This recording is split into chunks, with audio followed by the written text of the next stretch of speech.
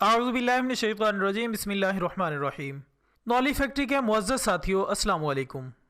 ناظرین اکرام، ہندو مت اور اسلام دنیا کے دو بڑے مذاہب میں سے ایک ہیں جن کے مابین 7ویں صدی عیسوی میں اشاعت اسلام کے بعد تعلقات قائم ہوئے، لیکن بدقسمتی سے ان دونوں مذاہب سے وابستہ لوگوں کے درمیان نظریات میں تضاد ہونے کی وجہ سے ان تعلقات میں بہتری نہ آ سکی اور کئی ہندو مسلم فسادات ہوئے جو شدید قسم کے تنافر کا باعث بنے۔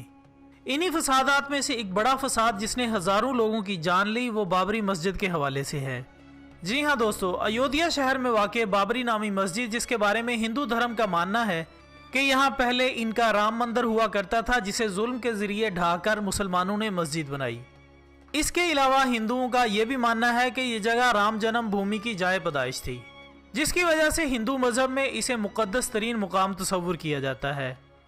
جبکہ دوسری طرف مسلمانوں کے نزدیک بابری مسجد کا پس منظر کچھ اس طرح سے ہے کہ سن 1528 میں جب شمالی ہندوستان پر مغلوں نے حملہ کیا تو اس جگہ پر ہندوستان کے پہلے مغل بادشاہ بابر کے کمانڈر میر باقی نے بھارت کی حالیہ ریاست اتر پردیش کے شہر ایودھیا میں بابری مسجد تعمیر کروائی، اور اس مسجد کا نام مغل شہنشاہ بابر کے نام پر رکھا گیا۔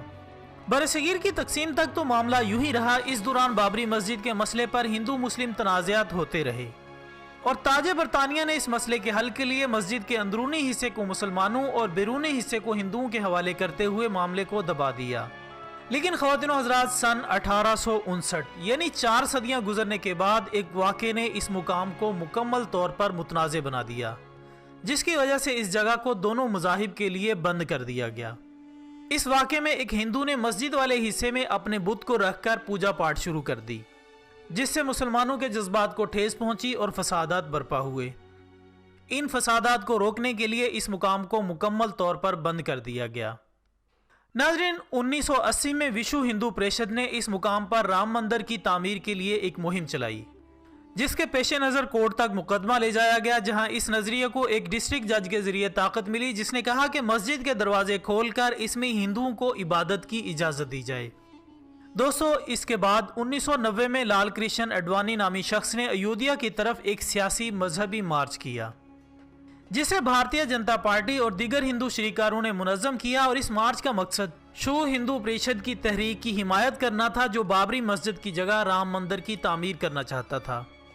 اگرچہ ایودھیا پہنچنے سے قبل ہی اڈوانی کو مختلف وجوہات کی بنا پر گرفتار کر لیا گیا، لیکن پھر بھی ہندوؤں اور سنگھ لوگوں کی ایک بڑی تعداد ایودھیا پہنچ گئی اور مسجد پر حملہ کرنے کی کوشش کی۔ ناظرین اکرام، اس دوران ان کی نیم فوجی دستوں سے جھڑپ بھی ہوئی اور کئی مظاہرین مارے گئے، جس کے نتیجے میں بھارتیہ جنتا پارٹی نے وی پی سنگھ حکومت کی حمایت ترک کر دی اور یہ معاملہ نئے انتخابات ہونے کی وجہ بن گیا۔ جبکہ ان سب واقعات کے بعد پارلیمان میں بھی بھارتیہ جنتا پارٹی کی حیثیت مستحکم ہو گئی اور اتر پردیش کی صوبائی اسمبلی میں اکثریت بھی ملی۔ پھر ناظرین، 6 دسمبر 1992 کو تقریباً 1.5 لاکھ افراد مسجد کے پاس جمع کر لیے گئے، اور اس مجمع میں بی جے پی کے رہنماؤں نے اشتعال انگیز تقریریں کی، جن میں اڈوانی، مرلی منوہر جوشی اور اوما بھارتی قابل ذکر ہیں۔ خواتین و حضرات، ان رہنماؤں کی تقریروں نے لوگوں پر یہ اثر چھوڑا کہ چند ہی گھنٹوں میں مجمع میں ہلچل پیدا ہو گئی اور نعرے بلند ہونے لگے، جبکہ دوسری طرف مسجد پر حملے کے پیش نظر پولیس کا پہرا سخت کر دیا گیا۔ لیکن پھر بھی ایک ہندو شخص پولیس کو چکما دے کر مسجد پر چڑھ گیا اور زعفرانی جھنڈا لہرا دیا۔ ہجوم نے اس جھنڈے کو حملے کی نشانی سمجھا اور مسجد پر چڑھ دوڑے۔ پولیس کی تعداد اتنی کم اور غیر مسلح تھی سو وہ اپنی جان بچا کر بھاگ نکلے۔ ہجوم نے کلہاڑیوں، ہتھوڑوں اور دیگر اوزاروں سے حملہ کر کے مسجد کو چند ہی گھنٹوں میں منہدم کر دیا۔ اس کے علاوہ ہندوؤں نے شہر کی کئی دیگر مساجد بھی شہید کر ڈالیں، جس کا نتیجہ یہ نکلا کہ مسلم طبقہ غم و غصے سے نڈھال ہو گیا اور کئی ماہ تک ہندو مسلم فسادات جاری رہے۔ اسی دوران ہندو مذاہب کے پیروکاروں نے مسلمانوں پر حملوں کے علاوہ گھروں اور دکانوں کی لوٹ مار اور عبادت گاہوں کو نیست و نابود کرنے کا عمل جاری رکھا، جبکہ بھارتیہ جنتا پارٹی کے کئی رہنماؤں کو حراست میں لے لیا گیا اور حکومت کی جانب سے وی ایچ پی پر مختصر عرصے کے لیے پابندی عائد کر دی گئی، جس کا کوئی خاطر خواہ اثر نہ ہوا اور ممبئی سمیت بہت سے شہروں میں فسادات ہوتے رہے، اور ان فسادات میں 2000 سے زیادہ افراد ہلاک ہوئے، جن میں اکثریت مسلمانوں کی تھی۔ جبکہ دسمبر 1992 اور جنوری 1993 میں محض ممبئی کے فسادات میں 900 افراد کی ہلاکت اور 90 ارب روپے کا مالی نقصان ہوا۔ कई हमसाया ममालिक ने भारतीय हुकूमत पर लान तान की कि वो मस्जिद के इन्हिदाम और इसके बाद होने वाले मजहबी फसादात को रोकने में नाकाम रहे हैं। पाकिस्तान, बांग्लादेश, अरब अमारात के अलावा कई दूसरे ममालिक की तरफ से हिंदुस्तान की हुकूमत को शदीद तनकीद का निशाना बनाया गया। इसके अलावा खुद भारतीय जस्टिस मनमोहन सिंह लिबरहान ने सन 2009 में एक रिपोर्ट मुरतब की जिसमें 68 अफराद को बाबरी मस्जिद के इन्हिदाम का मुर्तकिब करार दिया गया और इनमें ज़्यादातर बीजेपी के रहनुमा शामिल थे। नाज़रीन इकराम, इस रिपोर्ट में वाजपेयी, एडवानी, जोशी वगैरह का तज़किरा किया गया और साथ ही उस वक्त के उत्तर प्रदेश के वज़ीर आला कल्याण सिंह पर तनकीद की गई कि उन्होंने ऐसे सरकारी अफसरान और पुलिस एहलकारों को वहां तैनात किया जिनके मुतालिक यकीन था कि मस्जिद के इन्हिदाम के वक्त वो खामोश रहेंगे। जबकि अंजू गुप्ता, जो उस रोज़ एडवानी की सिक्योरिटी का सरबराह था, उसने बताया कि एडवानी और जोशी की तकरीरों ने मजमे को मुश्तअल किया और साथ ही रिपोर्ट में यह भी दर्ज किया कि उस वक्त बीजेपी के कई रहनुमाओं ने इंतहाई कम जोश वाले अंदाज में मुजाहिरीन का गुस्सा कम करने की कोशिश की, जो महज मीडिया के सामने अच्छा बनने की अदाकारी से ज़्यादा कुछ न था। गर्ज ये कि वहाँ पर मौजूद किसी फ़र्द ने मुजाहिरीन को मस्जिद के महफूज इलाके में घुसने या इसे मुनहदिम करने से रोकने की कोशिश नहीं की। लिहाजा दोस्तों, इन तमाम बातों से पता चलता है कि हिंदू कौम बहुत ज़्यादा शिद्दत पसंदी इख्तियार किए हुए थी, जिसने मुसलमानों के जज्बात को छेड़कर खाना जंगी और दूसरे फसादात को दावत दी। ताहम इस वाक़े के बाद मामले के हल के लिए कई मुज़ाकराती दौरे हुए लेकिन कोई नतीजा ना निकल सका।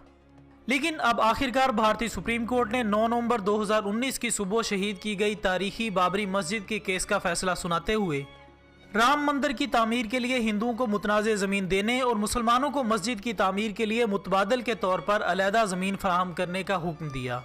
लेकिन सुप्रीम कोर्ट के इस फैसले पर जहां हिंदुओं की जानिब से जश्न मनाया गया, वहां दुनिया भर के मुसलमान इस फैसले से सख्त नाखुश हैं। नाज़रीन इकराम, याद रहे कि भारतीय सुप्रीम कोर्ट ने लगभग 27 साल बाद ये फैसला सुनाया है, जिस पर अगरचे इब्तदाई तौर पर भारत की किसी मुसलमान तंजीम की जानिब से सख्त रद्द-ए-अमल सामने नहीं आया, लेकिन मुस्लिम रहनुमाओं ने इस फैसले को भारत की तंग नजरी और तासुब करार दिया है।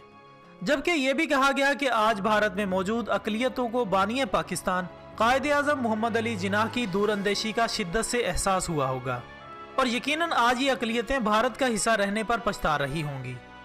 और जहाँ तक बाबरी मस्जिद के फैसले की बात है, तो हमें ये जान लेना चाहिए कि ये फैसला एक हिंदू अदालत का है, जिन्होंने दुनिया के खोटे दस्तूर के मुताबिक अक्सरियत को खुश करना है। जबकि यहाँ सब जानते हैं कि बाबरी मस्जिद की जगह राम मंदिर की मौजूदगी का इनकार खुद हिंदू मुअर्रिख और माहिरीन अर्जियात कर चुके हैं। लेकिन ज़ात पात की ऊंच नीच में उलझा हिंदुइज़्म अब तबाही के धाने पर है। इंशाअल्लाह ताला वो वक्त दूर नहीं जब मुसलमान इसी शानो शौकत से बाबरी मस्जिद की असर नौ तामीर करेंगे जो इनसे नाहक तौर पर छीन ली गई है। और आखिर में दुआ है कि अल्लाह ताला तमाम उम्मत मुसलमान को अगियार के शुरूर से महफूज फरमाकर पूरी दुनिया में इस्लाम का बोलबाला करने की तौफीक अता फरमाए। आमीन सुम्मा आमीन। इसी दुआ के साथ हमारी आज की वीडियो का इख्तिताम होता है। नाज़रीन, मेरी आप सबसे गुजारिश है कि इस वीडियो को सोशल मीडिया पर ज़्यादा से ज़्यादा शेयर करने में हमारा साथ दें। हम कल इंशाल्लाह दोबारा हाजिर होंगे एक और अच्छी सी वीडियो के साथ। तब तक के लिए अपना दोस्तों, रिश्तेदारों और गिरदो नवाह के तमाम लोगों का बहुत ख्याल रखिएगा। अल्लाह हाफिज़।